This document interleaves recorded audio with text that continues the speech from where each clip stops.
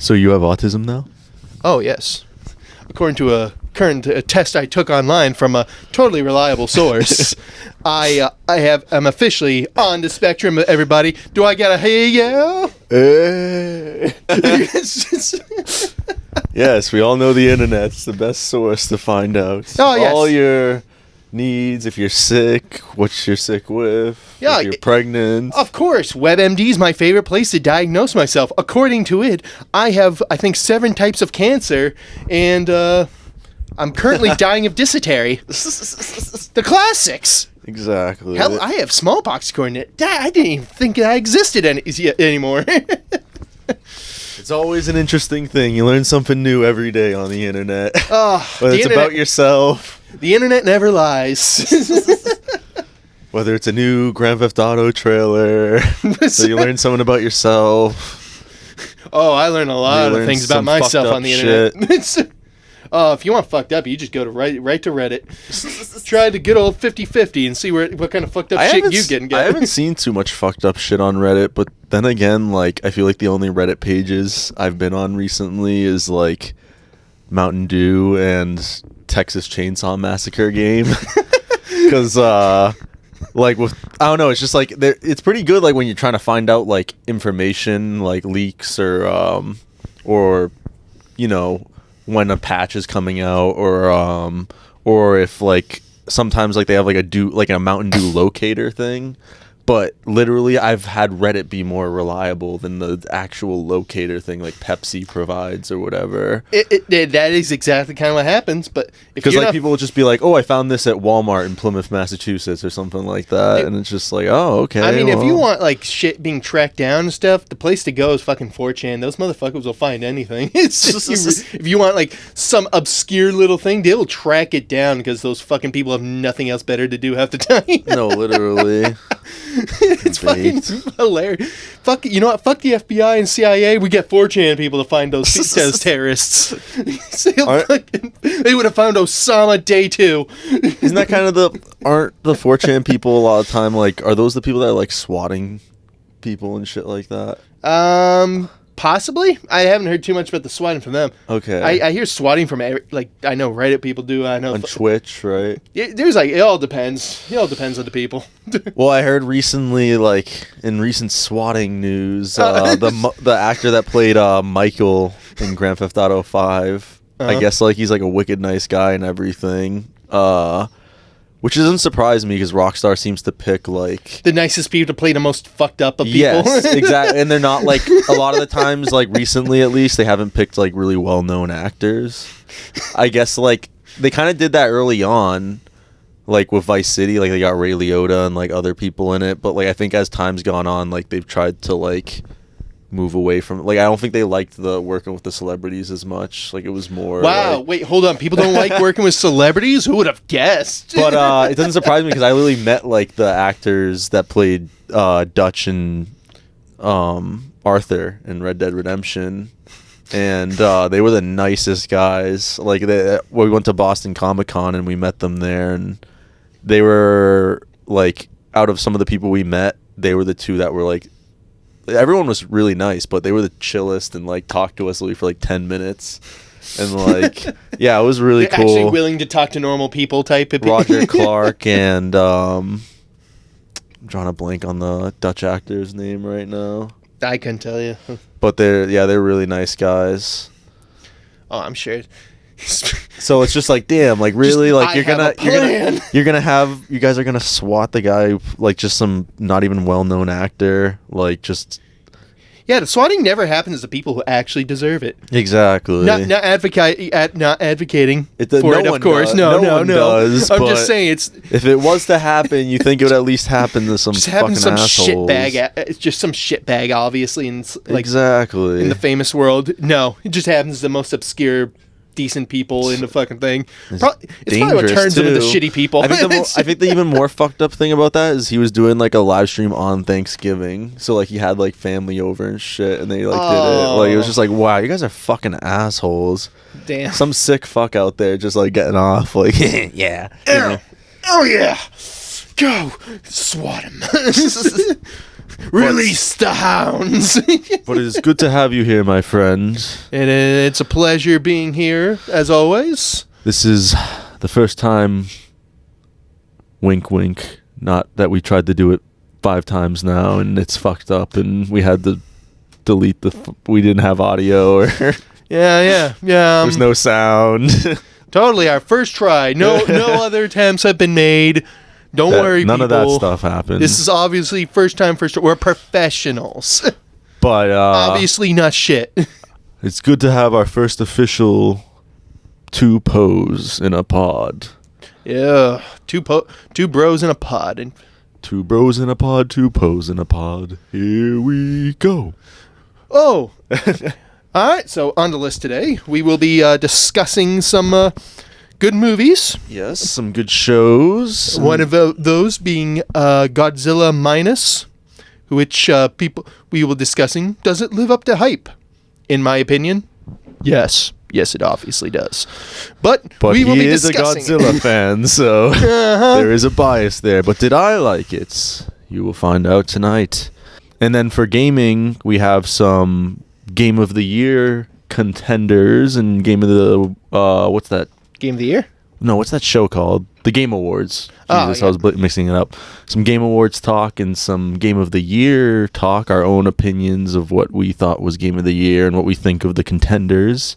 Mm. And we have some discussion of the much hyped Grand Theft Auto 6. Oh, yes, the secret leaked footage that obviously everyone knows about. We will be discussing. You talking about the 90 minutes of footage that got leaked months ago or whatever? Oh, that too. That was also funny. Yeah. Well, we can just hop right into that, honestly. Screw it while we're at it. Yeah, GTA 6, I feel like there's been a lot of leaks at Rockstar recently. Yeah. And I don't really get what the deal is. Like, do you think it's a matter of like they have bad like security right now, or do you think it's just that like Grand Theft Auto 5 and Grand Theft Auto and Rockstar as a whole are so like popular that like you just have some fans that are like mega hackers that just hack into the system or some shit? I wouldn't doubt if it is that one, especially like since Rockstar's like GTA 6 says, how long has it been between 5 and 6 now? Like 10 years. No. Yeah, 10 years. 2013. Jesus. So yeah, I guess when you work on a game for that long, I would actually, personally, I would expect some leaks to pop up, especially if it's a franchise as popular as Grand Theft Auto. No, exactly. And I mean, like, not saying it's right. I'm just saying it's fucking, that happens. True. That will definitely, I would say, obviously would happen. And I would imagine this has to have been in development since, at the very least, 2018, probably when Red Dead 2 came out. But I imagine it's been longer than that. Oh, yeah, it's got to be. It's been longer. And especially when you work with as many people, too, as, like, Rockstar, it probably has working on GTA. Mm-hmm. It's... Yeah, there's going to be probably someone who's not going to be good at keeping secrets. No, exactly. Like that. Honestly, you probably have like some GTA fans, like some of these crazy GTA fans or Rockstar fans. They probably work there now, and they're just like, yes, I must reveal to the world. The world must know. Rockstar's like, oh, god damn it, we need developers, but. Oh, some of these new people are so cringe. Like, what the fuck, guys? just looking at. I heard they're pissed off, like, probably because of people like that, like the hackers and stuff. But then they're also pissed off at like former employees too. Like, I heard they had a former employee recently just come out and was not even talking bad, was just talking about his experience and like some cool little things like behind the scenes, like with older Grand Theft Autos and stuff like that. And Rockstar pretty much came out. It was like a podcast kind of like this, and I think they were just kind of like, you can't do this, like blah blah blah, like you're kind of ruining the Rockstar essence or whatever. And it's like Rockstar. And it's just like, wow, you guys are that secretive that like he's just talking about some dumb thing, like, oh yeah, when we designed the tank, we actually blah blah blah, and then it's just like, you can't reveal that. Like, they're secrets. They're treating it like that fucking dude who released military secrets on fucking War Thunder. It's just track him down, get him. Oh, exactly. Treating it like it's fucking top secret, fucking government information. But yeah, I mean, just this game looks fucking phenomenal. Like, it looks so lifelike. Just watching the trailer, like, and the attention to detail, I can only imagine just from this trailer alone is absolutely insane. Because fucking Red Dead 2, this looks like Red Dead 2 basically at parts, like with the flamingos and shit. Like that just looked like parts of it almost seem like it's a Red Dead 2 sequel. And I hope that means like a lot of the mechanics and stuff like are gonna like carry on to this. Because, like, I always thought it was really cool in Red Dead, like, 2, how you could go up to people and, like, greet them and antagonize them and shit. Just to fuck with them. Yeah. And one thing I never knew about, or I did know this about the game, but I had never really, like, tested it in the game, is, oh, shit, I just had a total brain fart looking at this trailer. Yeah, it just you saw Karen with the hammer, and it mesmerizes you were like, brain fart. Fuck. Karen with the hammer makes you forget everything. Just looking at this trailer, it just puts all other thoughts out of your mind. It's like, no, GTA 6, but you have to wait 2 years. I do like the feel too. It feels like they're going with a a classic Bonnie and Clyde type of story. Oh yeah, I'm a fan of that type of stuff personally, but no, I think that's really cool, and I think it's a really cool change for Rockstar to have like a female protagonist, because we've kind of gotten more of that, like with like GTA Online and stuff, like being able to have your own character. But I'm curious like how they're gonna handle a character that's female. Honestly, I think it's gonna be pretty awesome. When did you get so inclusive? No, but I'm actually just mostly happy that they kind of limited it to what looks like to 2 people. Yeah, no, me too. Because I'm not saying it was too much with 3, but I think it gives you more time to get more invested. You never really played as all 3 as much. Well, that's if you're also switching between the 2. I don't know how they're officially going to go with it, but that's what it looks like they're going with, at least. It seems that way. But one of the things I was wondering, because they didn't say any information about this game really besides the characters' names or whatever, the 2 main characters, which is why we're assuming it's 2 playable characters, but we don't know that yet. Is this game gonna be 2-player co-op? That would be fun, right? That nice little fun time to do with the bro or something like that. That's what I'm saying. And it almost gives me like Saints Row 2 vibes, because a theory someone had, and I think this will kind of be the case, is like they think at the beginning like that prison part that's gonna be like the start of the game.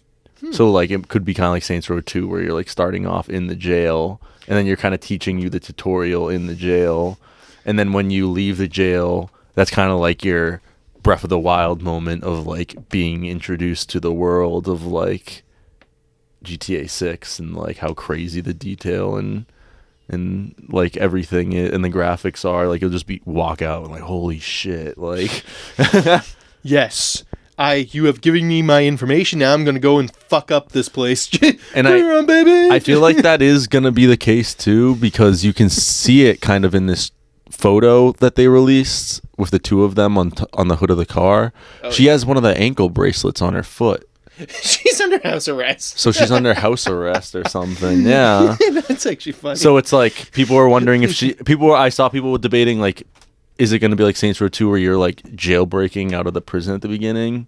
And I think it's going to be that no, like you are in jail. It's a tutorial maybe, but you're going to get released like very early on, you know? Yeah, what if they just go with like you bust out of jail and stuff like that, or your house arrest, but they know where you always are just because you're just always under. What if when you got arrested, they put you in jail again, and then like you have to break out? Oh, that's lovely. I'm not sure how I'd feel about that, but it's just like every other time in GTA Online when you kill people and the cops come after you and you just keep doing it again and again, like how you wouldn't be wanted or something. They just give up. They're like, I had a 5-star chase, we lost him. He killed millions. Yeah, totally. It sounds. You're not wanting that guy. Obviously. He got away, so it's fair. Just everyone's too stupid to run. In real life, we lost him. We lost him. He got away, so I think it's fair that he doesn't go to jail. He earned it. Oh my! It's like have you ever watched like Live PD or something like that? It's Cops. kind of like Cop, but Live PD is like the more modern one where it's like it actually shows like live stuff of what's going on, like usually. Yeah. Obviously delay because so they can censor if something messed up happens. Yeah. But it's like and they switch between the two. It kind of sometimes that does happen. One guy just runs away and they're like, oh, he got away. Fuck. They'll chase him for a little bit and it's like after a while, oh damn, got away. We'll be on the look for him. But except, granted, I saw an awesome case or a hilarious case where one guy actually seemed like he was getting away. Mm-hmm. He was cutting through someone's property, fell. He absolutely I guess that property had a huge like kind of cliff cut, like a cutoff that led into a ditch of a river, and he fucking fell right into it. He's like, you're like, oh, he's lucky he didn't. He's lucky he didn't seem like he got any like broken bones or anything, but he was like in the river, like a little creek river thing, and he was just like right there, all fucked up. And they're like, oh shit, you okay? He's like, and he just starts vomiting once they get like he was like. And I'm like, oh, that guy did not have a good time. He probably has got like some messed up concussion. Damn. But there are cases where they do get away like that. I'm just saying. So true. Sometimes it is a little. Sometimes accurate. GTA is accurate. A little bit. I think it also depends where you are, of course. So is it even accurate in GTA, like those parts where you park and then the cops can only pull you out from the fucking driver's side door, so then they just like walk off a cliff or something when they're trying to fucking pull you out of the car? That's accurate to life too. Here to hear, folks. Cops are just NPCs in real life. Guys, if you find somewhere where you can block the driver's side door, the cops can't pull you out of the car. Dude, that'd be... You have to stay in your car for a bit, but bring some snacks. God damn it. It's just an NPC. The world is a simulation. We're playing a video game. Have fun. But yeah, no, I'm massively excited for this Grand Theft Auto 6. And I'm sure it's going to be another year until we even hear an update about this game. Oh, yeah. And do you think it's actually going to come out 2025? Or do you think Rockstar is going to do their usual, like, it's going to be delayed? Like, I'm thinking it's going to be 2026, like fall 2026, I think is when we're probably going to get this at the earliest. I think it depends on, like, the beta testers. Mm-hmm. When, what the hell they find, like, people who are beta testing this shit. Because Lord knows, maybe someone's going to find the infinite money glitch and they're going to be like, oh shit. True. Or someone's just going to find a glitch that fucks up the whole system. They're going to be like, all right, we're going to have to delay this. Yeah, like I feel like it's mainly going to be online things, but I was thinking maybe what they'll do. Oh, please don't tell me they're going to do like the releasing the online later than that's the actual That's what I'm going to say, like, because they've done that with with GTA. They did that with GTA 5 and Red Dead Online, didn't they? Yeah, they did. Yeah, they're going to do that. I can't stand that though. Honestly, just release the game. Just release it all. I at once. agree with you, but I'd kind of be okay with it now, just knowing in my mind to not get hyped for Rockstar Online, because Rockstar Online is always kind of ass. I mean, please don't tell me they go like the Red Dead 2 approach to the online too, or GTA Online, like too realistic, like so realistic where it just kind of ruins a lot of the fun and fucking around parts of GTA. Exactly. Like they just took so much of it is relying on microtransactions now that it's kind of taken the fun out of it a bit, or just putting some stupid ass like vehicles that just break the game the whole time. Classic hover bike moment in GTA 5. Griefing everyone who's just trying to do his missions and get some money. Nah, fuck you. Coming from above like a fucking hawk, like a bird of prey, just destroying your life dreams, ambitions of ever doing good in online. Yes. Yeah. Well, folks, we now come to our first commercial break. But when we return, we will talk about Game of the Year contenders. Brought to you by Gamer Fuel. I'm kidding. It's the unlicensed Gamer Fuel and Gummy Cola bottles. Gummy? Oh my god. Classic. Yeah, it's a Grill TV brand. They're sponsored us. We have our own gummy bears. We have our own... Please don't take this seriously. Please don't take this seriously. People looking for it online. Fuck, where is it? I didn't see any Gummy Cola bottles or Gamer Fuel. Our own folks. original flavor. We'll be back. Did. Sorry about that, folks. We had some waffle fries in the oven, and as important as this podcast is, The real sponsor of the show. potatoes. Oh, yeah, Spuds. Spuds. The classic and greatest food you can eat. They really are. So versatile. Oh, yes. So many different things you can make from Spuds. Yes. Specifically potatoes. But on to our discussion of Game of the Year. Oh, yes, the classic awards. Yes. I haven't really been watching the Game Awards much recently because I feel like a couple of years ago I was watching it pretty like much every year when it was on.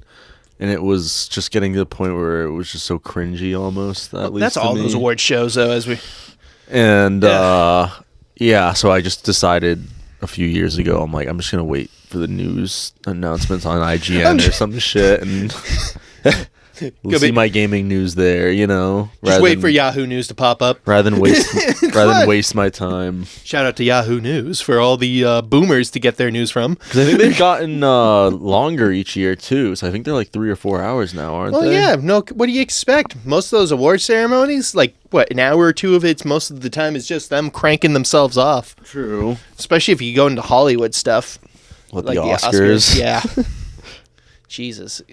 It's like, Hollywood's the only place to make these great movies.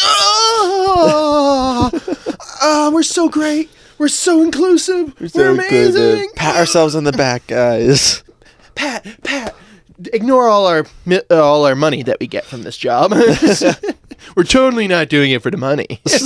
Wink. We're totally not doing the bare minimum. We're doing all we can. We're totally not like shoveling so much shitty movies these days just to get like at one after another these days. Yeah. Fuck that. Oh, exactly. But have you played many of the Game of the Year contenders this year? We got Spider-Man 2, Baldur's Gate 3, Alan Wake 2, Mario Wonder, and Zelda Tears of the Kingdom. Yes, I think we're the 5. I think I've played all except Alan Wake, though I have watched a lot of the things on Alan Wake personally. Okay. Like, and right off the bat, shocker to no one. I feel like anyone who's played, I don't think Mario Wonder will get it. No offense to it's a fun game. Everyone does say it's like the best. I will say it's pretty fun. What's so fun about it? Just the power-ups and stuff?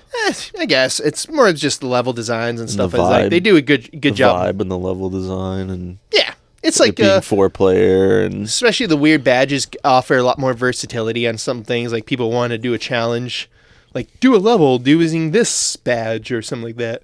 Like I've seen some people trying that and stuff like that. But it's a fun game. Don't get me wrong. Classic, for a 2D scroller Mario game. It's pretty good. It's fun, but I would not say Game of the Year worthy. Yeah, it's the same formula as you say, or as one would say. Like as most just. Do you think it deserves even a nomination? Questionable. I would have to look at some other games that came out this year. Personally, I can't really remember too many of these this year. So you think it's good, but it's more of like a solid like 8 or something good, rather than being like a masterpiece or it's a solid fun. Yeah, I don't think it's Game of the Year worthy, but I will say it's a good time. It's a good time. Which, like I said, you can't do too much with the 2D Mario thing. So. True. Like how much can you really change that without pissing people off or something too? That too. Well, you're going to throw some in-depth fucking story for Mario. Or like RPG elements or something in there. It's just not I was really about to say, that work. would be like the Mario RPG or like an Odyssey or my favorite, Sunshine. My favorite too, bud. I'm going to probably piss off people with that one. No, that's the best one. Best Mario game. Fight me, guys. Mario Sunshine. I still need to play that on Switch. I barely played it. It's fun. I have like the Mario Sunshine 64 and what was the other 3D Mario game Galaxy. Galaxy. Yeah, that remake thing they released a few years ago. No Galaxy 2 though. No. Fuck you guys. Nintendo, fuck you. Oh. You don't get Mario Galaxy 2, and you don't get fucking, was it Wind Waker HD, or even Wind Waker on Switch. It's just like, why? Like, they just do things sometimes where it's just like... I know people complain about Wind Waker, basically, they're like, it's just mostly open ocean and such like that. I kind of like it, though. Wind Waker's so dope. Like, I love the vibe of it and everything. Yeah. Like, sometimes a game... I want to feel... It makes you feel like an actual, like, explorer, though, when you're on the ocean. It does. Exploring the other islands. And you just feel so relaxed, like, playing it almost. I mean, there is some kind of, like, creepier moments and stuff there, too. Yeah, but that's the fun of it. Those are on the islands that you find. You just discover, essentially, going around. I think it's really cool for a game to have both those things, where you have, like, these maybe kind of, like, intense moments, but then there's also some really, like that island at the beginning. I just want to live on that island. I could just like walk around that island all day and just chill there. It's just I feel that. So awesome. But, a lot of Zelda have those type of levels a lot of the time. True. Where you're like, I could live here. It's kind of what I liked about Breath of the Wild. Except maybe Majora's Mask. Fun game, but my God, I would not want to live that way. Yeah. I heard that's a really dark one. Constant moon coming down. I heard that's a really dark one. But hey, it's a great game. What did you think of Tears of the Kingdom? Tears of the Kingdom. Oh yeah, good. I haven't played it. Just to give you guys all a background, I haven't played any of the Game of the Year contenders, so I have no valid opinion on them. Really, cringe. But no, Tears of the Kingdom is a fun game. I would say. I'd say it deserves a nomination. A win though, not so much. Probably. Yeah, it's like Breath of the Wild, some very similar aspects. It's a continuation of the story, so it makes sense too, with different ideas, different elements. I would say it is more creative in the sense of the weird, like being able to fuse and make your own weird shit throughout. I heard that. Yeah, it sounded kind of cool. It is cool, and like there's like a whole underground world type of thing to it too. Now where you get to explore a lot more to explore, fun stuff, different enemies, yada yada. Which I like. Game of the Year, I wouldn't really say it because it is very similar, like the last one, Breath of the Wild. Is it kind of like would you say it's almost similar to how like Majora's Mask was with Ocarina of Time? I wouldn't go that far. Was it that kind of like change from Breath of the Wild to this one? I wouldn't say that much of a change. It's like very similar to. It's like even close. So it's kind of like very similar to Breath of the Wild. I mean, like, but it is a very fun game. Don't get me wrong. I'll definitely fucking say it deserved. I would say a nomination. Okay, at the very least. But debatable on win. I don't know if that says more about the game or if that says more of the fucking games that came out this year. But still, well, I think as we kind of talked about before this podcast, like I think we kind of view it differently too when it's a really good game, and we think it deserves a nomination, but. Is it a sequel to a game where, like Spider-Man 2, that's one of the other nominations. Oh, yes. And it's like probably a great game. I haven't played it yet. I played the first one in Miles Morales, but is it going to really be that much different from those two? From what I've seen, it is, from what I've seen, because this is one of the ones I also didn't get to play yet. Mainly because I checked it out. I'm like, what's different about it? Not too much. Good story, And that's okay. I don't think we're saying that as a bad thing. It looks like a great, fun game. Exactly. But it's almost like, to me, like Batman Arkham games or something, like as much as we all loved Arkham City, and that's a great game, like probably one of the best superhero games of all time, did it deserve to win Game of the Year it came out, which I want to say was like 2011 or something, probably when so many other great games are coming out. It's like, no, it's not really too much of a departure from the gameplay we got in Arkham Asylum or something, where it's like it is amazing and it is an awesome follow-up to what we got, but is it like groundbreaking and like new changes or something like that, or what it does to just gaming as a whole, and it's we do recognize though, sometimes Game of the Year things aren't always you're not gonna always get a game that breaks the mold or changes games for forever in these great ways. So, but like I would say it seems like I can see getting a nomination, but I wouldn't say award winning. Spider-Man 2. Yeah, I think we were talking about a little bit of this earlier, where, yeah, I think it feels a little bit too much like the last Spider-Man. I'm pretty sure the last one got like an award also, I think. Mm-hmm. We should check that later if it got one Game of the Year before. Yeah, I'm not sure. If it didn't get one Game of the Year before, I would feel like that it should have, definitely. The first one? When it came out. Yeah, the original. First one was great. And I feel like one thing I guess I'm not taking into acknowledgement as much is the fact that as opposed to someone like Mario, like we said, which is really fun gameplay-wise, Spider-Man maybe does deserve, like, even someone like Spider-Man 2 more of or even Arkham City, like a Game of the Year spot, because even though the gameplay might not be drastically different from the last game, the story is always phenomenal for those. So, like, I don't know. I haven't played the Spider-Man 2 story yet, so maybe it is, like, the best story. From what I've seen, it does seem like it has a decent, pretty good, fun story. Yeah, like, that's what I heard. A pretty good story. So, I will say that's a... I wish I checked out more of it, probably. So that one's probably on me. But from what I've seen, it does seem like it has a good story. So maybe it does have a really good story that is surprisingly super great. So, and I just missed out on it. I'm just waiting for it to go on sale, honestly. Not because, like, I'm not excited for it, but just because, like, I'm trying to save more money on games now. And we've been disappointed many times by people, everybody. We're so jaded now. But yeah, I'm someone that like games all the time, and I just got to a point where I'm just like, I don't want to spend $70 to $100 on a game, especially with how much money they've been raising up. Even like $70 now for a regular game. And then like sometimes like even when you're not like disappointed, like you are still somewhat a little bit. Like I guess 2 examples or 3 I could give is GTA 5, Red Dead 2, and well, I guess even just those 2 as examples. Single players were great, but when you get to the online, it just seems like it's almost a different game, and like the currency's working differently and stuff because it's all revolving around microtransactions. I was about to say the GTA 5, what really gets is the microtransactions and the shitty people that basically who abuse that. But I think that's a problem with a lot of them. When it first came out, though, GTA 5 Online, it was fun. Fun enough. Other than the shitty tutorial stuff that you had to do in the beginning that forces you to do. True. That was alright. That was a little annoying. But it was fun. It's fun enough just to screw around with friends type of thing. But then it lost its appeal after a bit. Unless you, like...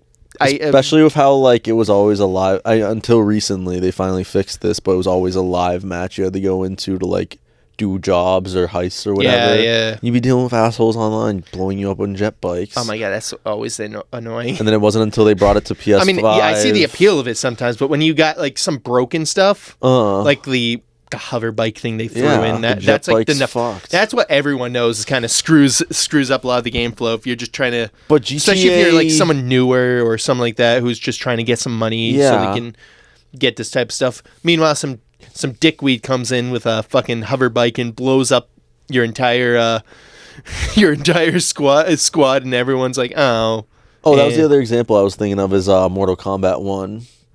With how, like, I like the game, the gameplay was great and everything, but it's pissing me off how they're doing all this shit with this one, where it's like microtransactions, get this fatality. Like, come on, guys, what the fuck? Like, you have a good game on here, where you're kind of just like, I feel like it's fucking over. Like, people are finally kind of getting fed up with it, I think, and like they're losing their goodwill with people. I will agree with that. Like, especially when some of these games haven't had these sort of things, like, ever, and then they're just like, oh, let's put it in this, and it's just like... That's why I think MK11 and MK1 have been, like, 2 of the ones that have gotten a lot of flack from the community, because those are the only ones they had, like... I mean, MK10 had microtransactions, too, I think, but that one was great, and I think that was at a point where microtransactions the microtransactions, I think, for that were all, like, for just costumes. It wasn't for fatalities. It wasn't for the other stuff. It was literally just add-on packs that were like a couple dollars. It was DLC packs, essentially. Like, everything else, so it's not really you would unlock. Yeah, a lot of the stuff you'd unlock through the vault room 11, or whatever it's like, called. Get dragon crystals or whatever the fuck, and you're like, oh my god, come on. Stop it. Get some help. They're trying to get you to pay $20 for, like, a skin. It's just, I don't know. I miss the days when you can unlock these things just from being good. doing challenges. Or just from wanting to play the game. Yeah. Like, I remember I forget what one it was. It was like some Naruto game for GameCube. I remember we played the fuck out of it, and we were just trying to like unlock the different all the characters and stuff through these challenges and stuff. Costumes. Yeah, that was the good days. Hell, even like Call of Duty in the old days when you would unlock like title cards and stuff for doing things in World at MW2 War. and such. You unlocked zombies from completing the campaign. I think that is how it went. Yeah. I believe I think it was beating the campaign and unlock zombie modes. That's how you got. I got to double check on that one, but yeah, it sounds about right. Original map. Oh, dude. The small Noctur, is that one? Not to mention all the cool Easter eggs that were in like the original Black Ops. Oh, and stuff, yeah. too. Just those type. Stuff like that really shows that they care about a game. And that's why, like, I don't know. I'm at a point now where very few games have that. It seems like a lot of the games that have that are sadly kind of the Sony ones. And I guess it's only sad to me because those Sony ones, as good as they are, they always follow that same formula to me of like, it's a story game. It's like a movie basically that you're playing, and you're probably not going to really replay it much after you beat it because like... Because why would you? Unless it's a favorite game or something. It's unless the story is super phenomenal. Yeah. I don't think most people will not go back to it unless there's like... What's kind of like how you view like your favorite movie. Mm-hmm. Like you may see a movie that you liked, but you're probably not going to watch it again. Unless it's like your favorite one. Absolutely got some good stuff to rewatch it about. And then you may replay it once. Yeah. But excuse me again.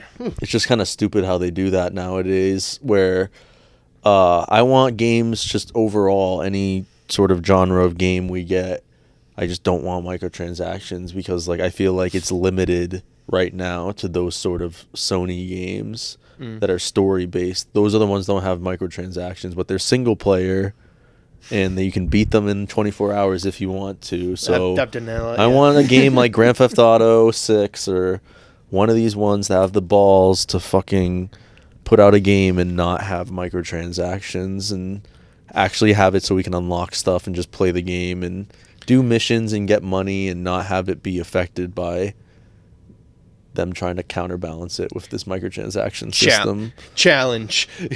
Do a game without microtransactions. You've been challenged. Game developers, sweat.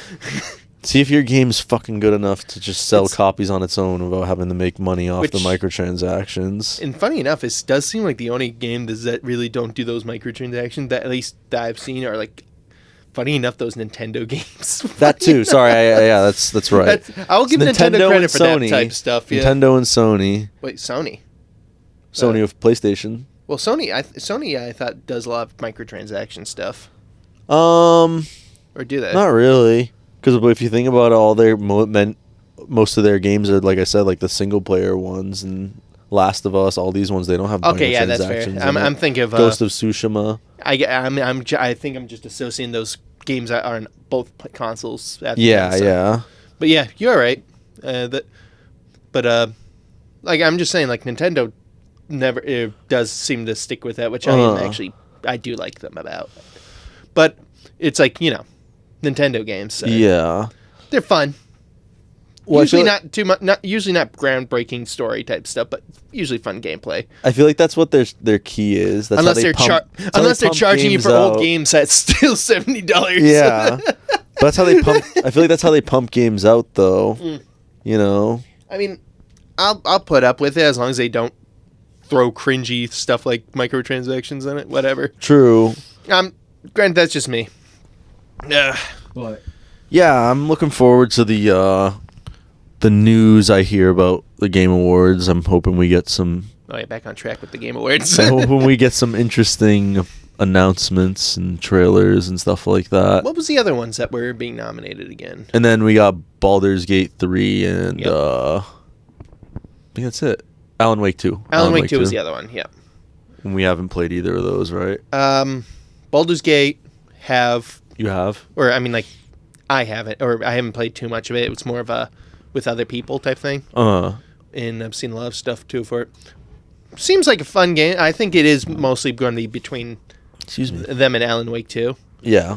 Like, how the Alan Wake 2's got the fucking story that still hurts my crazy. head. Yeah, it seems pretty crazy from some little bits I've seen. And they really took have you ever played the other game that I think they made too before, Control? Control, no. It has like a lot of Control vibes too with it and stuff like that, which in like little similar Easter eggs or parts of the story where you're seeing like them live adaptation, like a live video of of some, usually like maybe the like was it like the creator, I think, of the game or something like that, who's like doing something like music. Yeah, I heard it's very meta. It is very meta. Yeah, that's exactly what it is. But Control was very meta too, but in a very fun way too. And I think Alan Wake probably takes that approach too with it. Yeah. Just from the story at least I've seen. Doesn't seem like my personal type of game to play, but I can definitely, like we were talking with good story and stuff like that, I think some other people would definitely like it for its weird, meta, but very complicated story that sometimes, like I said, hurts my head at times, but I gotta really like sit down and analyze it if I really want to truly understand it. So what do you think it's going to be down to this year for like the contenders? I definitely think it's the two would be Alan Wake 2 and Baldur's Gate 3. Baldur's Gate That's 3. what I'm thinking. Even though like I do like Baldur's Gate 2. I mean, I'm not Baldur's Gate, the new Baldur's Gate. Baldur's Gate 3. Yeah, I said accent. But but that, like I said, seems good, seems fun, especially to just fuck around half the time. It's a very D&D feeling to it. Yeah, which I do like. Like I told you before, I think sometimes the dialogue's a little bit too thirsty at times, where the very horny it seems like at the time. But on that, it is like a very fun game to fuck around with and especially with like friends. Well, like I told you, like I feel like I'm somewhat interested in that game because no microtransactions, right? Mm-hmm. And to my knowledge, at least, yeah. 4-player. I love co-op games, and I've just been looking for a game that's not ass. And it gives you a lot of options too. You can just fuck around and do whatever half the time you want. That's awesome. Like fucking thing. But I've been happens, waiting. Guess what? I can throw a rock. I can just try and see if I can throw something at him. I can throw a person at someone. Yeah. Damn. Throw your little teammate and you can throw him off a cliff for all you give a shit. It's actually pretty funny about that. But yeah, I'm interested in that game, but I've just been waiting because they said it's going to be on Xbox, and they've said it's going to be on Xbox before the end of the year. So I've actually heard that at the Game Awards tonight, they're supposed to announce something about the Xbox version. I wouldn't be surprised if it just got like surprise released or something, but I'm looking to get it on Xbox because if I get it, I have this game share kind of thing with Snobs, where like any game I have, he technically has on Xbox too. So I'm thinking if I get on Xbox, he'll have it, and then if we want to play 4-player, split screen on one TV, split screen on the other, or just if we want to play 2-player, we each have our own screen. There's no split screen. Yeah, exactly. I feel like it'll just work better that way. So I kind of had that in mind. And then I want to like look into it a little bit more too to see if it's for me, but it looked like it was pretty cool. Yeah. No, I agree. I would definitely say it's a good fun one, especially if you can get friends to play with you. Mm-hmm. It would be that one where you can just fuck around half the time and just do stupid stuff as you would probably in a funny D&D game. Yeah. So that's cool though. So like I said, I think it's definitely between those two for sure. Yeah, no, I wouldn't be surprised. Alan Wake's very complex and interesting story versus Baldur's Gate's fun and just fuck around. Co-op and yeah. I think it'll be Baldur's Gate 3. That's my prediction. I wouldn't doubt it. It's also got a decent story too, depending on how you play it. You want to be just fuck around or something like that. You might not get the most advanced stories half the time, but is there any even if it's a curveball and you know they would never announce it, but maybe, like, is there any announcements you are expecting or hoping for at the Game Awards? For a video game? I still would like to mention a Pikmin 4, just because it's been for fucking ever since we got another one. They actually did a lot of different stuff, too, with it. Didn't they just come out with Pikmin 4? Yeah. Yeah. Oh, you mean, like, for if they're announcing for next year's type of games?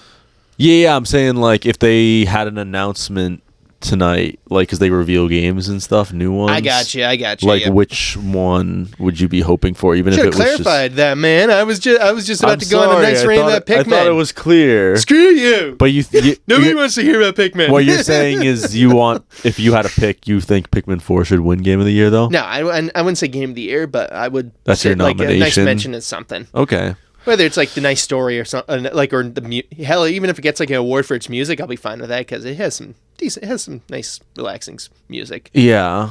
Well, if we're going by that, like how you say, yeah, that should basically be a nomination, but you don't think it would be Game of the Year, I would probably say Texas Chainsaw Massacre is mine because we've been playing that since it came out in August, I think, and like that's our main game now, and it's just so much fun to like group up with your friends and play that, even though the servers work. Yeah, when the lobbies aren't being a pain in the ass, but the gameplay is great. But I know that's not actually Game of the Year. I just think it deserves a nomination. I can see it getting some, like, a little mention type exactly stuff. Or like I would like it if they mentioned like little games like that, or like certain games that people are just popular, just to give a little. Ooh, I wonder what good indie games they might mention. I wish I knew a couple of indie games that came out this year. Nominees, you're saying? Like what nominees they have for indie games? Possibly. Do they have an indie game section? I think so. That's what I thought. Yeah. I would like to see what those ones, because there are sometimes some really indie games that are really good that kind of go under the radar that you never realize. True. And then you'll see it at the award ceremony, you're like, what the fuck? Those are usually the games that are like $20 to $30 too. Like they're not even as much as some of these shittier $70 games. Shout out to all the good indie game developers. You are amazing people. One of the ones I've played this year was the Alien Hominid Invasion, the new one. Classic Alien Hominid. They hooked you up too, where they had a pack where you could get Alien Hominid, the original remastered for Series X, with the new version for $25. It was $20 or $25. The original was like an old Newgrounds game, wasn't it, in the old days? It looks awesome on Series X. Like they it still got that crude animation style, but looks awesome. Well, I don't think it's crude. I think it's just a good, nice little pick, or it's a choice type of choice of art style. I don't think, which is kind of good. I don't think we've heard of them make a game since what was it? Battle Block Theater was the last one before they made the new Alien Hominid. No, I guess they came out with one called Pit People. I never played it, but I actually got it on sale recently. It was like $5 or something. I was like, damn. You know what? I was like, I have all of his other games, and they're all Castle Crashers. All of them are fucking Castle awesome. Crashers was so. I'm like, I'll get this too, and it's co-op supposedly. So I really like Battle Block Theater, even though like so many people got pissed off at it, where they stopped playing the game. I stopped running out people to play with. That game was fun. Everyone's like, "Fuck this game!" I'm like, "What the fuck? I was having guys, come on." Granted, I am a guy who likes platformers. Platformers are fun, and that was a really good one, a really creative one. Yeah, and it had a lot of customization options. That's a good example of where you can unlock good stuff just by being good at the game. His games have always had that. Like getting the gems. Behemoth, that's who puts them out, right? Yeah, Behemoth. Yeah. Shout out to Behemoth. Great development studio. Isn't it just 2 guys, right? I think it started out. I don't know if it still is. I feel like they definitely got more people since then. I would hope just because I feel like unless that's the reason why it takes them so long. Yeah. But so I wouldn't be surprised if that got a nomination this year, but maybe not. I don't know. Do they still get considered as an indie game developers? Probably. I would hope so. I mean, like, I just don't know if they're considered indie or if they're maybe mainstream. I don't know. I don't know. That's a good question. Just because to us they're like a classic. How many games they've come out with now? But that'd be interesting to look into, and it's always good to check out the indie games. I think one of them actually won. Like, was it that Hades one or whatever? Heard that one was really good. Couldn't tell you. I think that one won Game of the Year one of the years. Didn't Super Meat Boy win an award back in the old day for like it was an indie game award? I think it probably won an indie game award. Yeah, that game was huge, but that was a really fun game. That game pissed me off so much. I broke multiple controllers because of that game. Big shocker. But no, it's rage-inducing. Really makes you want to just put your head through the wall. Fuck! What the fuck? I played this 1,000 times. You just let me pass. I love watching all my versions die as I keep going. That is kind of cool, though. I like that, where at the end you saw all of them. You just see how much you fucked up. You're like, holy shit. Like, that was a cool mechanic. It was. I dig it. But, yeah. I guess that pretty much ends our Game of the Year discussion. I mean, neither of us have played many of them thoroughly, but I guess to wrap it up, without going into too much detail, like I said, what would be like one crazy pick for like a game that you want to be announced? That's a good one. What's a good one? You first. I want to hear it. I think it would be really cool if we got, I know this is never going to happen, especially with how like recently the new one came out and like how they closed and everything, but like Saints Row. And I think we should get a Saints Row, like I've said, a Saints Row 1 and 2 remake. I would where like it's that. in Stillwater, but it's kind of like Mafia 2, where like you're in the 50s or whatever, and then you go to jail and you come out and you're in the 60s, I think, where like things look a little differently and everything. Like you could have Stillwater be in both games, but then like just do slight things like that. So you'd like them be basically combined Yes, in the one combined in the one game. And the remake, of course. Yes. I think they can. I think technically they do that, or they can. You can definitely do that. Yeah. Sure. Oh no, they could, because like someone owns the rights to Saints Row now, and I'm sure they're trying to figure out what to kind of do with it. And I think that would be something perfect for them to like start out with. Is it the same people that made the last one? No. Volition. Better be Volition. Volition. Volition. Volition No, not made- Volition. I was talking about the other. Didn't Saints they get? Row remake. Yeah, or no, not the remake. I'm talking about the new Saints Row thing that came out. That. Yeah, the remake. Yeah. That's just called Saints Row. Yeah. Either way. The one But, that came I out mean, like a year and a company-wise, half ago. What company owns it? Is it still Volition? I don't think it's still Volition. Yeah, Volition put that out. Really? Yeah. Jeez.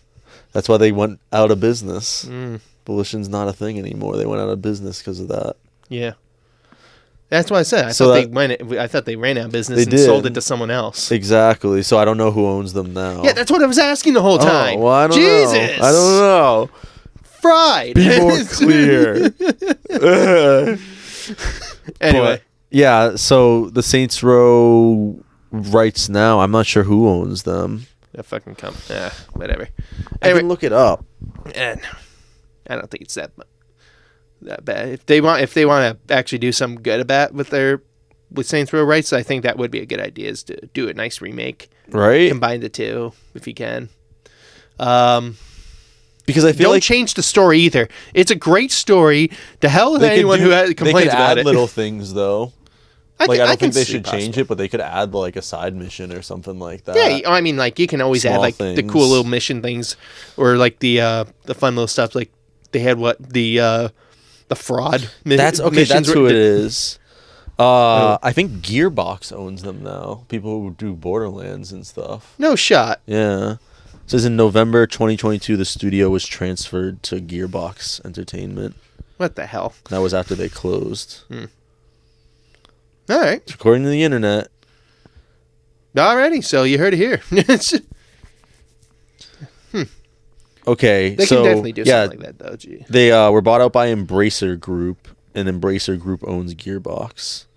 Huh. So Gearbox might be like, that might mean that Gearbox owns the rights to it now. Maybe they're gonna make the next Saints Row if they make one. Maybe. But I think it would be awesome if Embracer Group or whoever owns the rights just gave it to some developer to do a remake, like I just said, of those two. But that's my pick. I mean, as long as they do a good job at it, I won't complain. Yeah. But that's obviously, like I said, crazy. Just keep the story as it is, too, assholes. Yes. Please. There's nothing wrong with those original stories. They were great, made you feel good. Me feeling bad for Johnny losing, spoiler alert, losing his girl to the Ronin assholes. and then you bury that guy alive. That little shit That was alive. amazing. That was great. It had so many moments where they balanced, especially the second one, which will always be one of my favorite games of all time. Like, just like you feeling like a badass, but then like also having just dumb comedic moments and stuff too, or dark comedic moments or just dark moments. It had like a balance of all of that really well, I thought. Oh yeah, it's very like a lot more realistic too. They started getting goofy in the third one. Not a bad game. The third one was still pretty fun. And they started going on the whole I didn't like the story. Yeah, exactly. Yeah, same. But it was kind of cool getting a new open world. But just to screw with, just to screw around, it's a fun game in that sense. But story wise, Yeah. But it was a the huge first departure. 2 are where first 2 is best. Yes.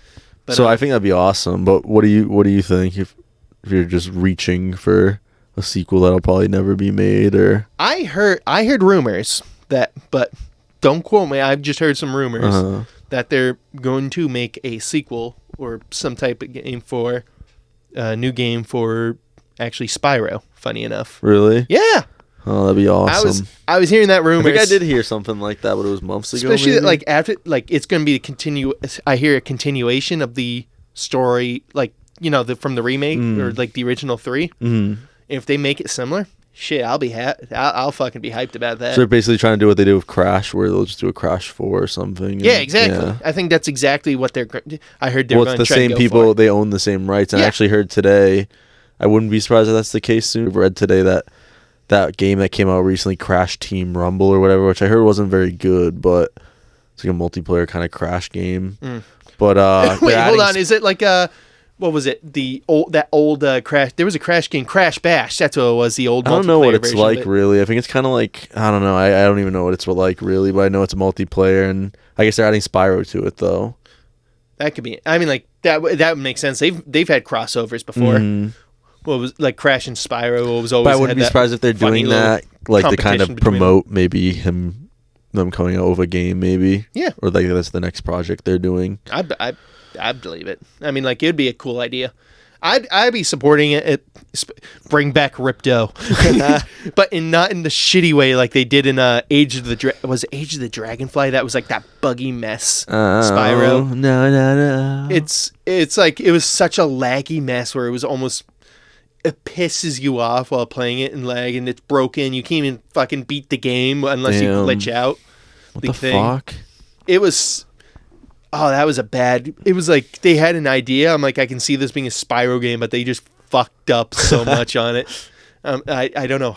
There's like a whole thing about how it happened, why, but anyway, as long as it's not bad and it's like following the vibe of the first 3. Yeah, I'll be happy. I don't care if people are gonna be like, it's it's basically the same. It has a similar thing, collectathon, a little bit platform. That's all I wanted. That's what I want. Don't change something if it works. Exactly. It's kind of like we said about Spider-Man 2 or some of these other games. Great games, but they don't always have to be Game of the Year. Game of the Year not only to be a great game. I would never get. I'm a man who is a huge fan of Spyro, but I would probably never call it a Game of the Year thing with a lot of these other games. Oh, yeah. I'd consider it a very fun game. I might even consider it my favorite game of the year, but I would never say it's a game of the year. Exactly. Well, because there's that distinction I don't think some people get sometimes where there's your own personal opinion, and then there's what probably. Like we said about Baldur's Gate 3, we haven't played that, and we don't know how good it is or whatever, really. Yeah, but I've only played someone else's account, essentially, just to try it out, and that's it. And so that was like only for an hour or two. So yeah, exactly. So like we don't really have much of an opinion that we can, or like give that really would be valid, I guess, you know. But I would love for them to announce those 2 games. Those would be awesome. Put Spyro and a Saints Row 1 and 2 remake, but bringing it back, baby, to the old days. We just want nostalgia. Feed me my member berries. My member berries, feed me. But I think that about wraps it up. On next, we will have our movie and show discussion.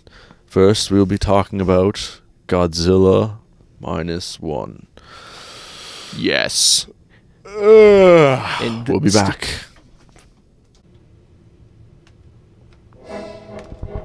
Welcome back, everybody. We, if you cannot tell from the background music, hopefully you can hear it, we are going to be discussing the big man himself. -1. Godzilla! And what our thoughts were on the film. And as Did I it had live mentioned up earlier, to the hype? it lives up to the hype, as I said earlier. It totally lives up. Well, I guess to spoil it right off the bat, I also loved this movie, and I haven't seen as many Godzilla movies as you have. I know you're a huge fan, and you've probably seen all of them, right? Yes, Yeah. I have them all. Where would this rank for you? This is definitely would be for sure top 5. Wow. I'd probably say top 3 at this point. Damn. Like, I'm trying to think. Ones that would I'm probably gonna say this is either actually number 1 or 2 to me. Damn.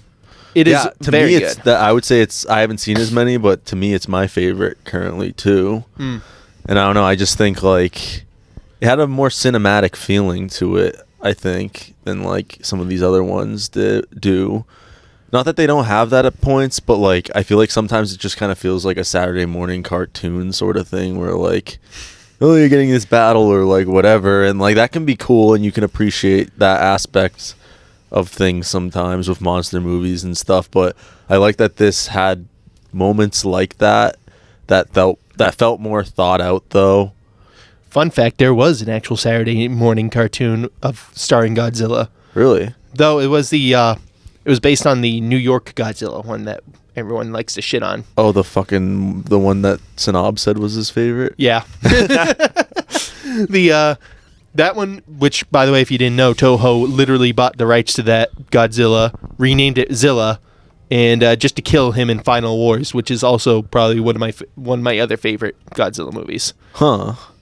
For Godzilla reasons. If you know Godzilla and know Final Wars, you know why it's one of the favorites. So how did they write that off? Like it was just like Godzilla's like cousin or some shit, and It's just no, it was just a separate monster. Oh, Just a separate tuna eating fucking lizard, as the aliens put it.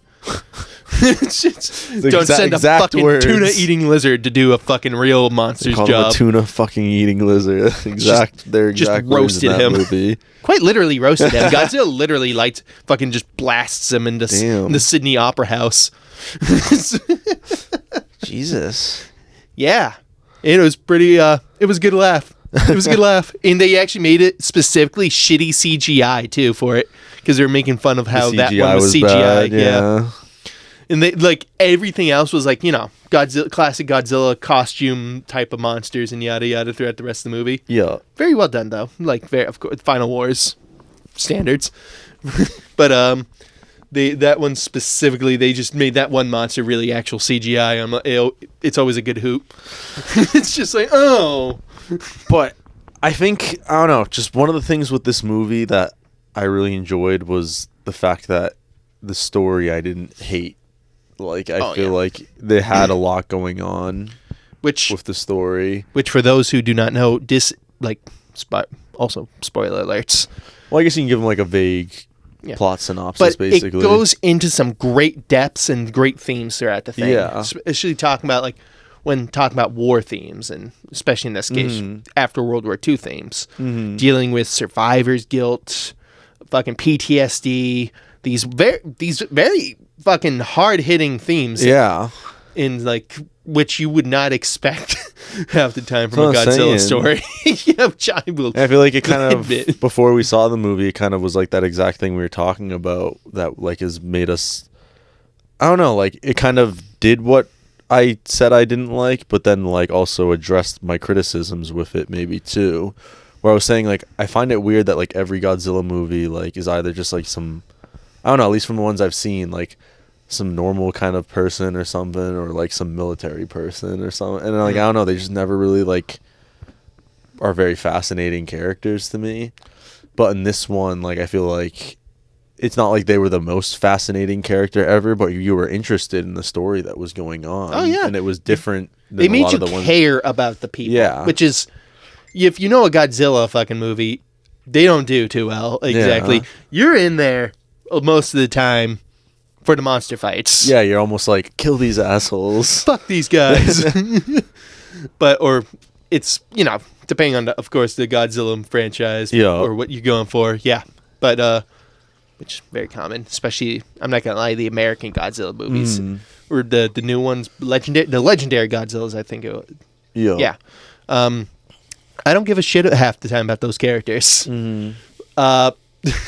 Absolutely no shits.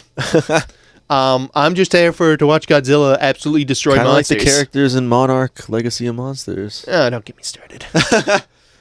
That's a review for a month or two from now, folks, when we see the rest of that show. But so far, not looking too good.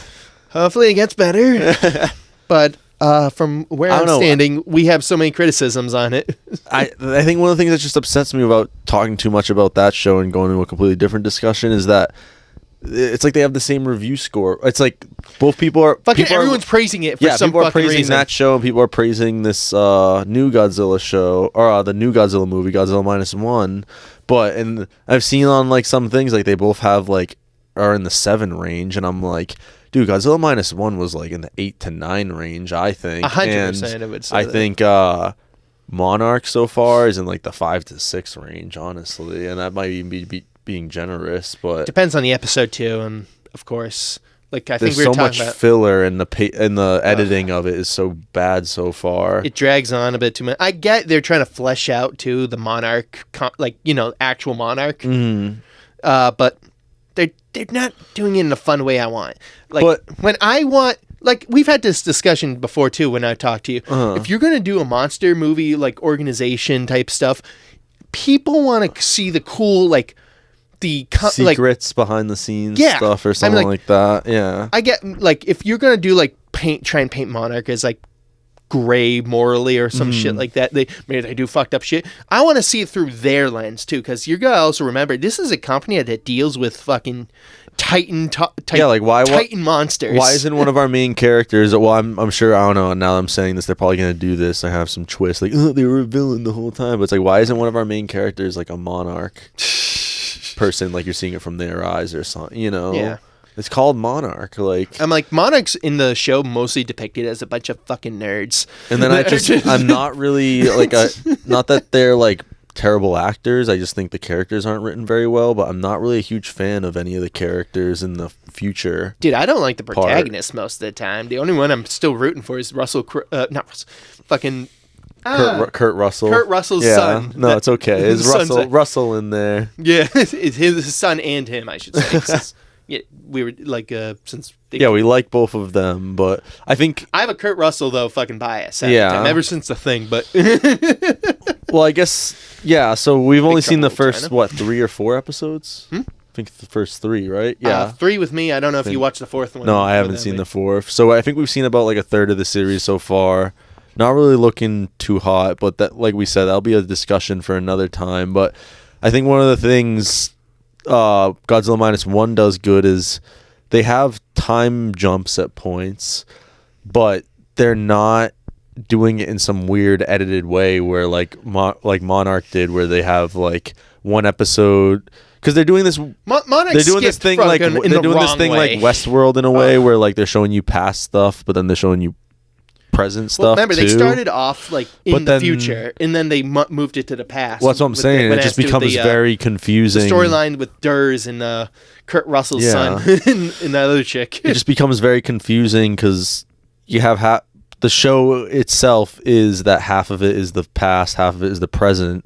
But then they did this weird thing where the first episode or the second episode takes place before the first episode with the past storyline, I think, but then the future one is continuing where the first episode left off. So we were watching it and we were just so confused, and like I just don't think it's a great way to tell a story, especially when you have cliffhanger endings and stuff, and it's just like we obviously know this character didn't die or something if you're doing like a prequel thing, and then you're going to end on a cliffhanger again or something. You know, it's just not really a great way to edit it or tell the story. And I think Godzilla -1, they had these time jumps at points where it wasn't like this at all, but I guess it's something I'm going to compare it to is like Up, where they kind of have like, it makes you care about the characters because you're seeing them at different points of their life. Well, they do it in a linear way too. They start in the past and then jump exactly, because they also they do it like the progress of Japan basically after World War II, how they rebuilt, how they're fixing up everything that they can. Yup. Yada yada. So you get more invested. And at the same time, they're showing this ex-soldier's life and how he's making it from like literally the fucking bottom of the barrel where they're poor as fuck, scavenging and trying to get or whatever the hell they can to survive. Maybe not scavenging as much for him. The chick though that he was with was doing that, but but basically how that and then leads up to them actually kind of making a life for themselves type of thing. Yeah. Him getting a job, doing what he can, using his skills or like his skills that he actually got from the war into what he can do to helping his country rebuild, yada yada, just to get fucked again by Godzilla. Classic.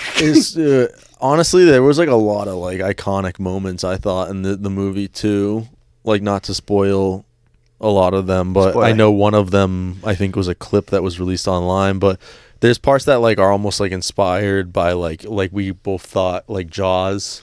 Yep. Where like I think a lot of people are talking about that too. How it felt like Jaws in the one scene where, once again, sorry, minor spoiler. But I think where he's chasing the boat. But like that's in the trailer. In my defense, I think it's in the trailer, and they actually even came out with a clip of that part too.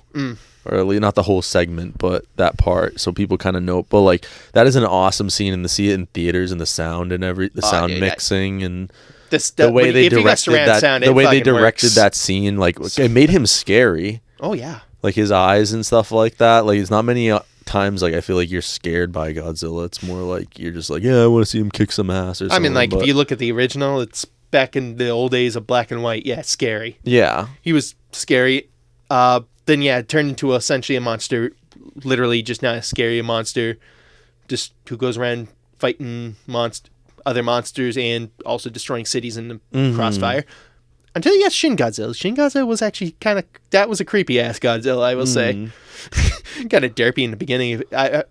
You didn't see the movie yet, right? Yeah. The only Godzillas I've seen is like I think that shitty one we were talking about, the US one that Toho bought the rights to. Zilla. Yo. Saw that. I seen all the new ones. The legendary Godzilla. And then maybe like just parts of like some of the older ones, but I couldn't even tell you which ones because of ones you watched. And then I was about to say I've literally been and then Godzilla -1. Like I've seen all those Godzilla from the Toho ones. Or the classic old black and white Toho one, stuff like that. The legendary. I've seen even those 2 animes that were on Netflix of Godzilla. Yeah, I heard about those. Godzilla Singular Point and Godzilla Earth. Interesting adaptations. It is always cool how people can do different things with the Godzilla. True. Figure. Like, but I think that granted. I think it's a sign of how good of a movie it is too, because it appeases long-time fans like you, and it appeases people like me that aren't like huge fans, but I do like Godzilla. But like I'm just like, sometimes he's just so shitty, or like I only care about like the action stuff, and even that, like how good is action stuff sometimes if the story just is kind of like, this is pissing me off. Like Godzilla can at times during the old Toho things, maybe not the best story, but it did have sometimes some interesting stories if you look back on it. Could be sometimes the dub just has some shitty ass dub characters because it sounds cheesy like that sometimes in English. Yeah. Which is, I'm not gonna lie, it's funny sometimes to hear the dub, the English dubs where you're like, you'll hear the most ridiculous thing like, you stop, and you're still, it's like the old kung fu movies where their mouths are still moving or something like that. You're like, just chuckle a little bit. But they can have some interesting themes at times. Like, of course, like the fucking aliens that all seem to want Earth. Even the ones that are like, you would not expect, like anyone who knows Godzilla, like the Megalon one, where there's literally underground mole people, essentially. They don't look like moles. They're just like an ancient civilization that's underground. They're just getting pissed off at the land dwellers, and it's like, that's it. We're sending our deity, Megalon. Get him. And then they also fucking recruit apparently an alien, Gigan, the alien, as a mercenary, essentially, that they get from they buy from these aliens. Yeah. Or rent out, whatever you really want to put it, in their fucking Megalon and Gigan are for some reason bros. Yeah, it's so weird but funny. Our fucking legendary space cyborg chicken is friends with this giant fucking mole-dwelling cockroach. I mean, it kind of works. Any Godzilla fan will tell you it's pretty funny. But they got like that. There's gene splicing in later ones. There's all these weird like fucking themes that you never realize how fucking weird the stories or kind of interesting those stories can get. One person like Biolante's fucking actual lore is like the fusion of some scientist's daughter with mixed with the rose plants and fucking Godzilla's G cells. Really? And you're like, what the fuck is this shit? It turns into this absolute abomination of that is Biolante. Yeah, I mean, seeing this new one, it's definitely one of those ones where it makes you want to watch like other things. You know, like I think that's another sign of a good thing too, when it makes you just want to. It's so good, makes you want to play or watch more of like that thing or something. You know, it does make you want to go back on some of those old classic ones at times. And yeah, I mean, this is like a spoiler discussion, so we can talk about any spoilers or anything. But honestly, like, I think people should go out and see this movie, and it's kind of, you know, different from a lot of the other Godzilla movies, as we said. And I think people, you know, maybe it's not like the US ones, but it's got something really smart and intelligent. Oh, yeah. I think it's trying to like also tell with its story, besides just being a monster movie, which it also succeeds at being as well. Also, like the way they fight actually Godzilla in the end, very different than I would. The set pieces are like awesome in this. Oh yeah, like the way they fight him though in the end, like how they defeat quotations is very unique. I don't remember a Godzilla like how they movie try to drown him. Well, they fuck up with him. You try and fuck him up with pressure from the ocean, and then you trying to fucking accumulate, like literally, hey, super pressure. Oh, then right back to it, and just like fucking trying to explode him with it, like, with the sheer like change of pressure, which is such an interesting idea. You know what the budget for this movie was too? How much? Guess. Oh Jesus, a few million. Well, let me just give you this in comparison if you don't know a lot about the budgets for movies and stuff nowadays. But something like a Marvel movie or most monster movies probably have a budget of like about 200 million, maybe a little less nowadays. So, oh, jeez. All right, so how much was this one? Guess. Okay. One guess. 100 million. Do it for 15 million. 15. That's impressive. They did this movie for $15 million. Like, I just seeing the shit and the special effects and the set pieces and how good of a movie it was. I'm like, how the fuck are we fucking up with so many of these movies now? Eat your heart out, Marvel. Fuck you. Make it.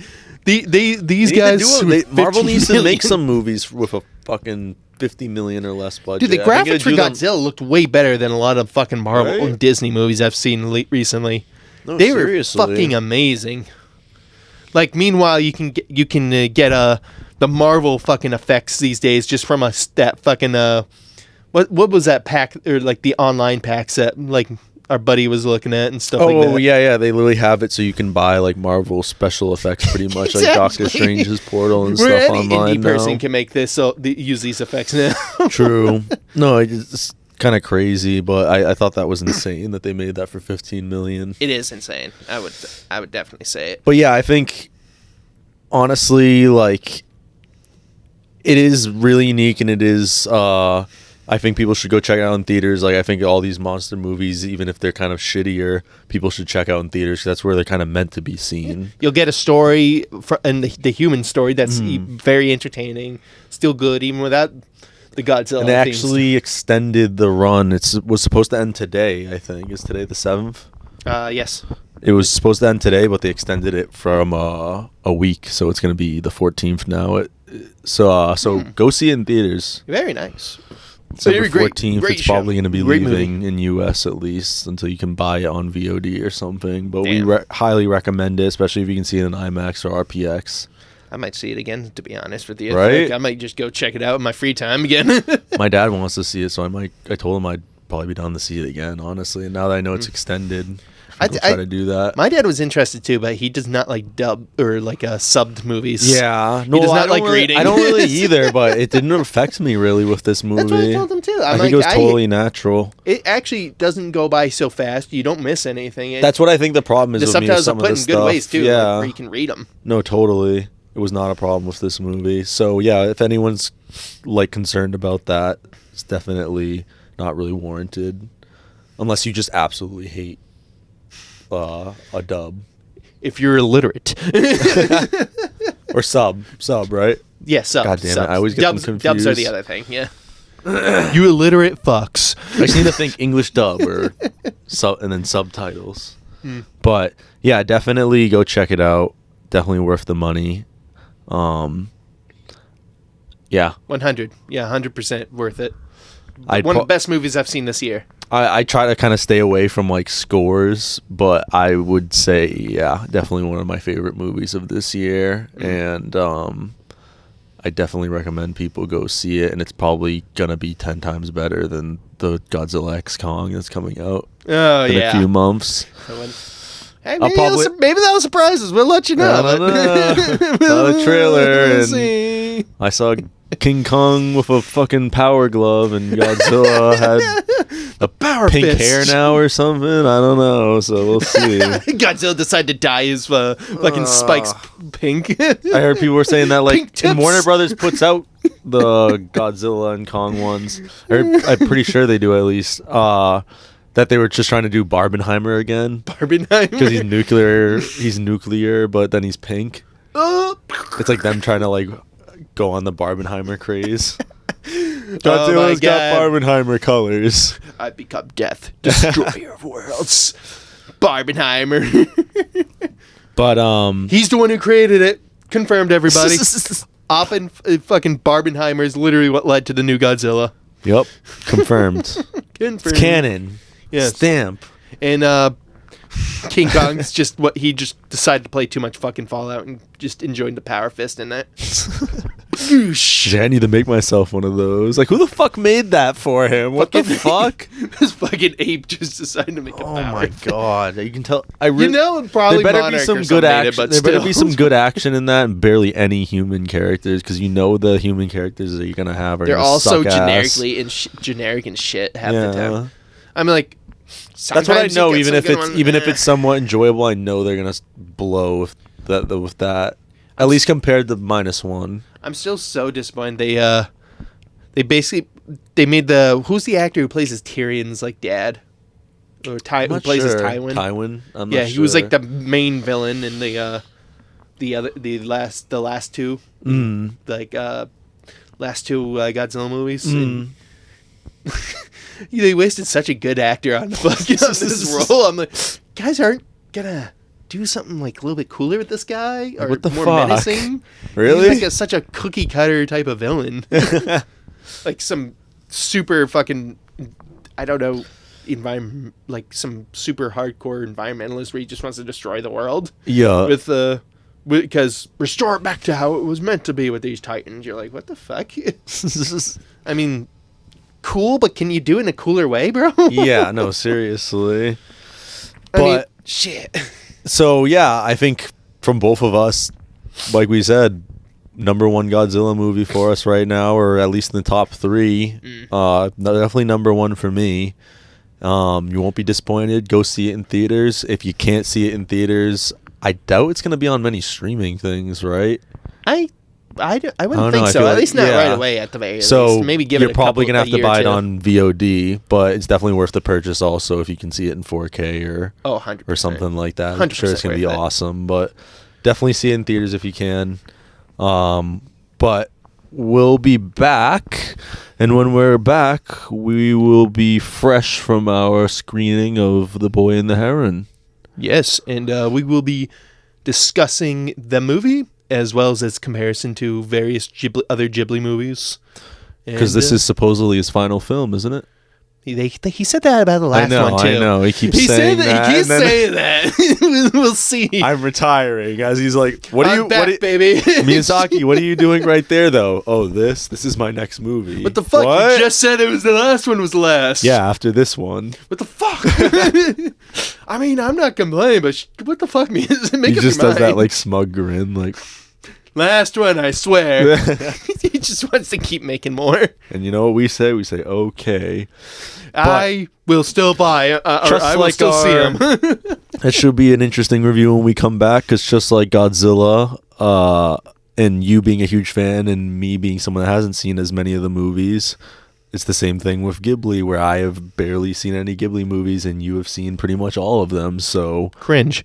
Well, sometimes it's good to have fucking cringe perspectives, you know. But you get the person that's a seasoned vet, and then you get the newbie a little bit. But I've seen Ponyo and Spirited Away. Basic bitch. But not. But yep, we'll be back to discuss those type of these very movies and how this one compares. In the meantime, we'll let you think about this, and we will be back with you and then enjoy the ads. You got Ghibli on your throat.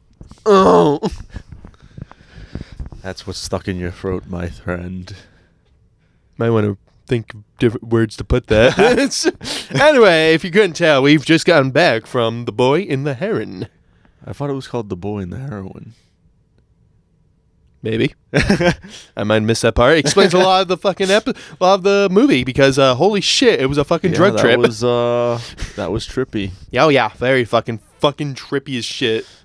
And we have not discussed our feelings on the movie yet. I haven't, but not the favorite, but it was still a fun time. Yes, I would say it's definitely better than some of the other ones that I've seen from him.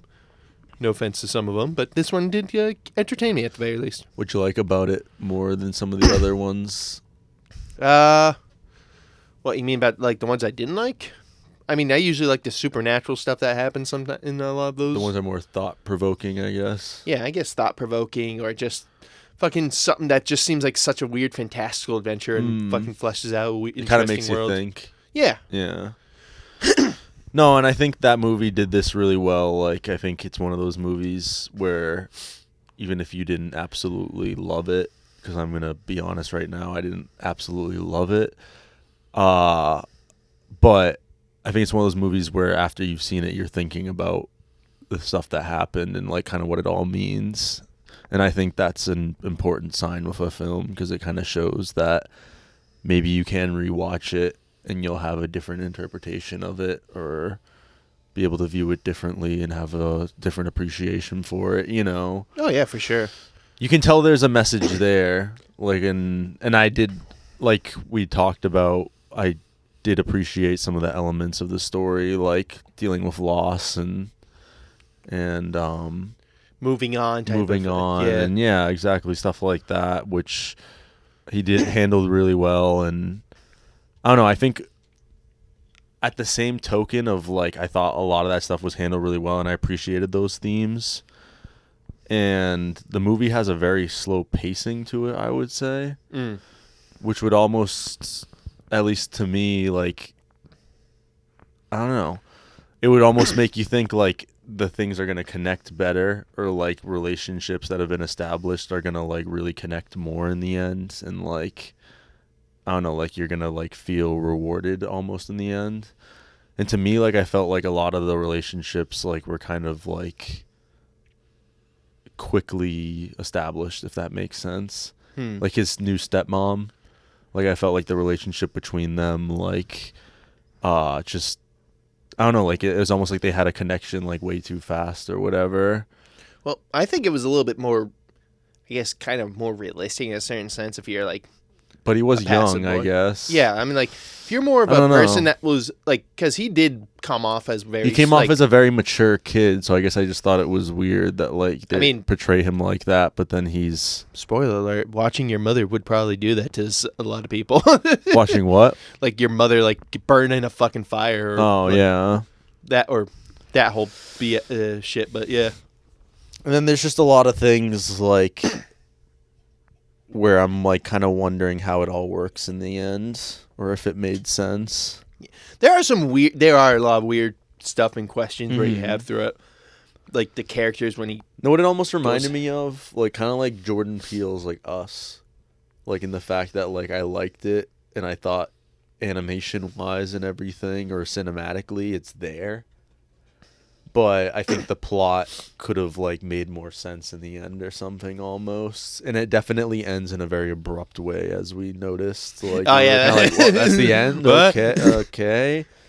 Yeah, but like I said, I still had fun with it. A lot of I this did. stuff. I had fun with it. Fucking, mainly the some animation. derpy looking characters got me off. Or got me fucking laughing. The character designs, the animation was all top notch. Like I said, and it definitely had a sense of epicness. The derpy ass parrots. Definitely had a sense of epicness at points, but I just felt like, I don't know, it kind of reminded me of like that new movie, Killers of the Flower Moon, too, that I just saw.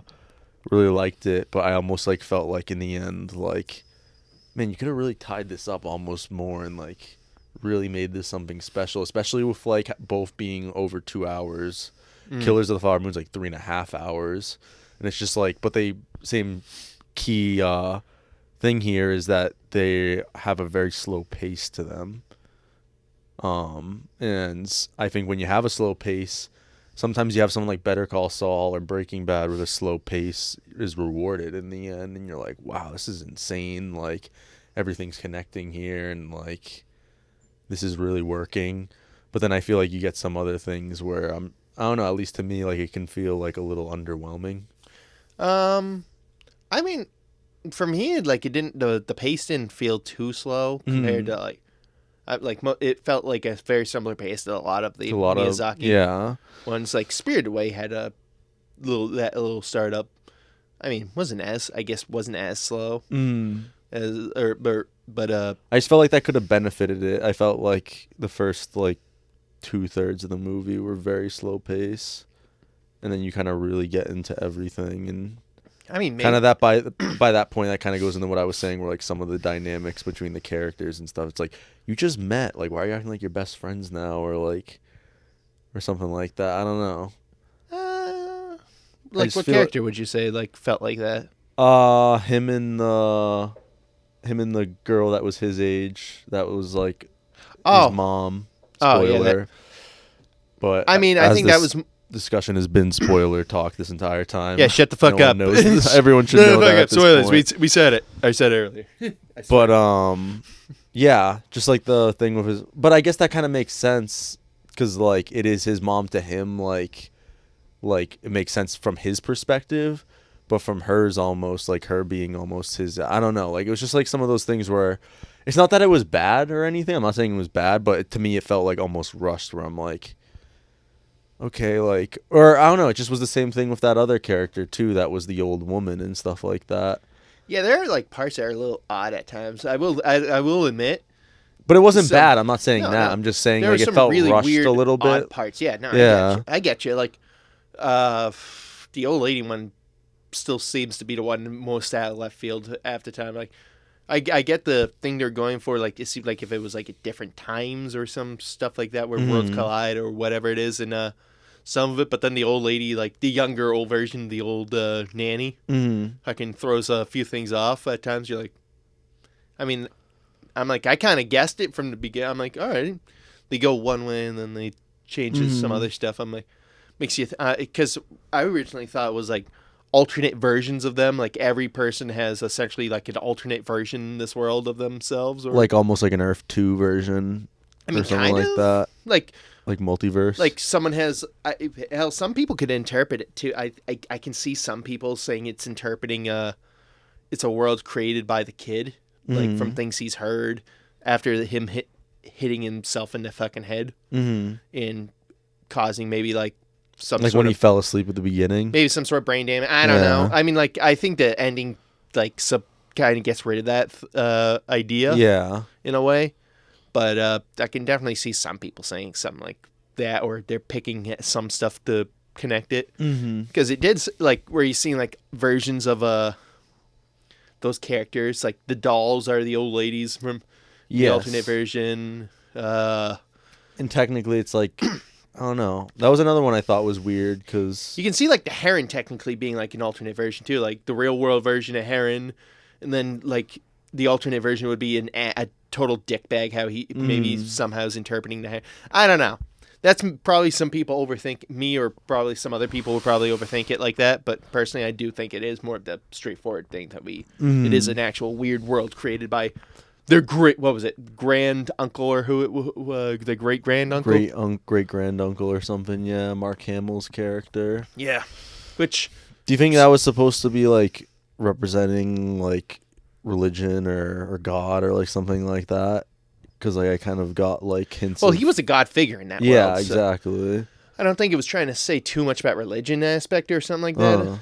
I mean, like maybe if I look back on it, maybe you can make some nitpicks or connections. No, I don't think it's like in a nitpicky way. I'm not trying to say that. I'm just saying like I thought there were some parallels maybe there. I mean, like he's definitely a god figure in that world, supposedly. Like, or makes it feel because he's the one who created that world. Exactly, and I kind of got the parakeets fucking acknowledge that shit. And I kind of got the impression that the building blocks were almost like the world, like if they fell, like the world just falls apart. And that basically is what happened when the fucking parakeet king was a dingus.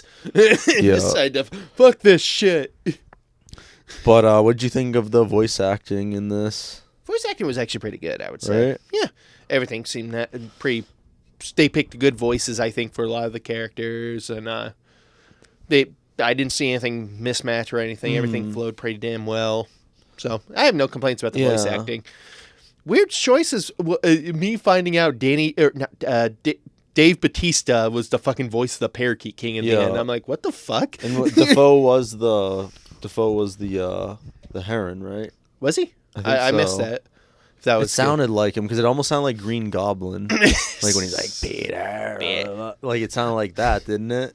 I mean, I can kind of see it like in the beginning. Yeah, like but I don't know if it was maybe it was a different voice actor when he was like in the human form.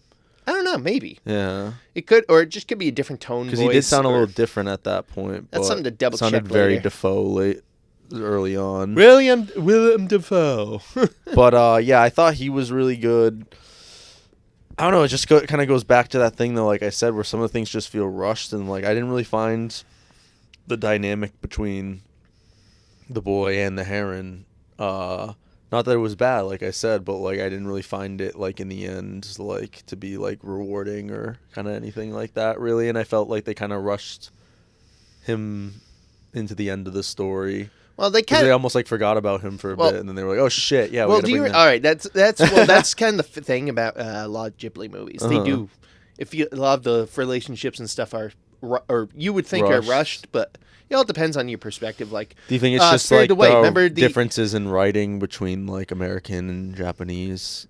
Like, yeah, I guess I think that could be Godzilla -1, too. I think it's like maybe a different culture type of aspect. Yeah, of it and how we interpret, or like maybe the Japanese actually just make friends a lot faster than us.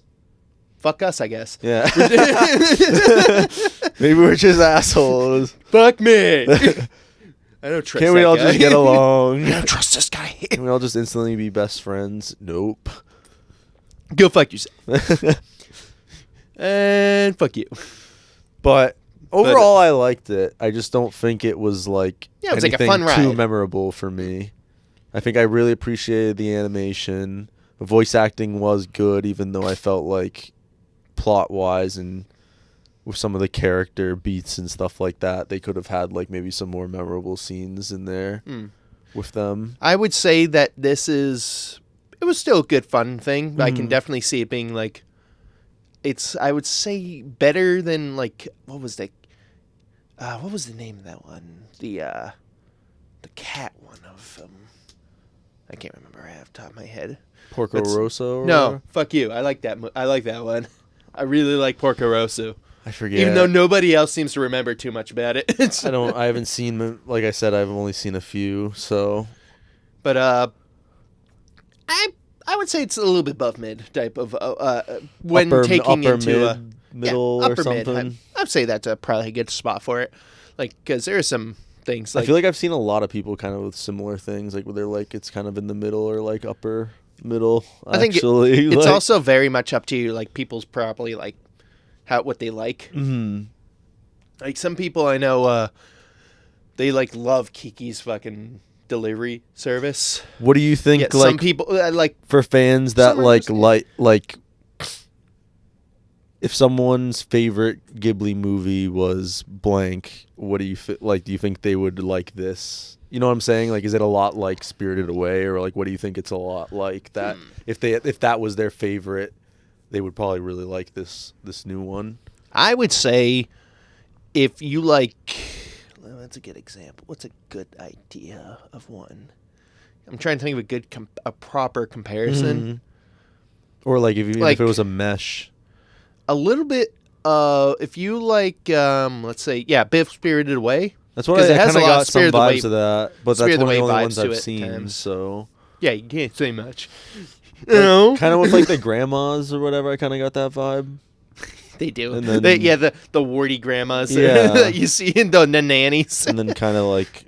I think that's mostly just an artistic style. That's in a lot of the that's in a lot of the Ghibli things. Is the usually the old ladies funny, always have like some. They're like very short. I think them and the parakeets are like the funniest thing in the movie. The parakeets, I was just fucking.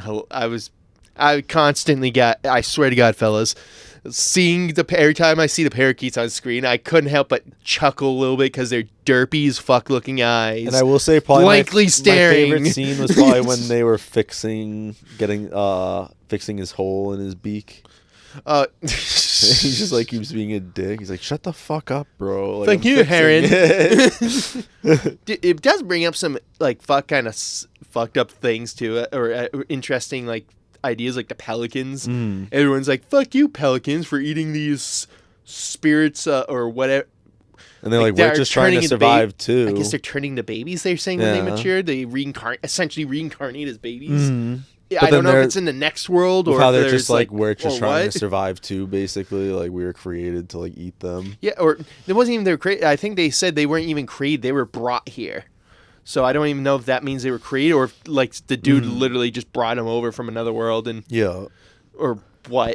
It's weird, and that you're like, we have nothing else to eat. It's just our thing. And you're like, it's like we can't eat the fish. They're all fucking. Which, by the way, if you saw a fucking fish in that world, those fish are eating the pelicans. They're fucking gigantic and horrifying looking.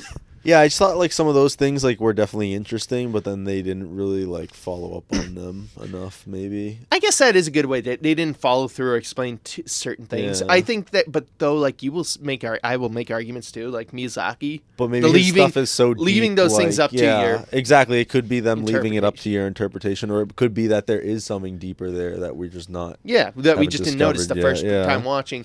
Sometimes it's also a lot of the culture thing too. Sometimes like a lot of the Shinto type of religious stuff, or Shinto or Buddhist type themes that you see in a lot of Miyazaki things that we probably don't fucking understand sometimes. Spirited Away is probably a good example of that. The spirits and how they interact with the world type of thing in there compared to how we would probably think they would.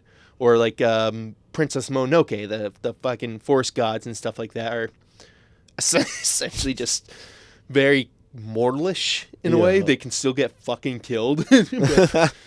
Like, and it's like, but it's which is completely different than you would probably see in a lot of these in the West. I mean, like a lot of weird themes, like things you'll miss, like the tree spirits in Princess Mononoke. You looking first time you'll see, you'll be like, excuse me, the what the fuck are these weird fucking bobblehead looking fucks that are just everywhere? Oh, they're tree spirits. What? Why do they like that? It has something to do with like Shinto belief stuff. I'm like, what? Okay. Do you think in like Japan they're selling those little white things as toys? Oh, they will. They will 100%. They did that with like every other cute, adorable thing in a Ghibli movie. Yeah. They 100% will sell them as like. I was kind of thinking that. I'm like, man, marshmallow fucks. I guess all cultures are kind of the same in the end because Disney does the same thing. Oh, you gotta have a cute little thing in this movie and sell toys of it. Yeah, bro. Why not? If you why not? But I can't mock it. Fuck, go with it, bro. I mean, like, as long as you're not making it just to sell things, and it's actually like certain things that we've seen from Star Wars, fucking those weird. What was those weird bird things or like the in episode 9 or whatever. yeah, like and they were you or just saw them episode 8, the one on the planet Luke was on. And you just saw them like everywhere, merchandise of those little fucks. Dude, they everywhere. do that with every movie or every Star Wars show or something. Even though all it was just but like like the Ghibli things, it's usually like they weren't doing. At least they're it just fit into the story. At least it fit into the story. Yeah. Like what's a good example of I like those things too. Yeah. I felt like that was like some wholesome moments in there.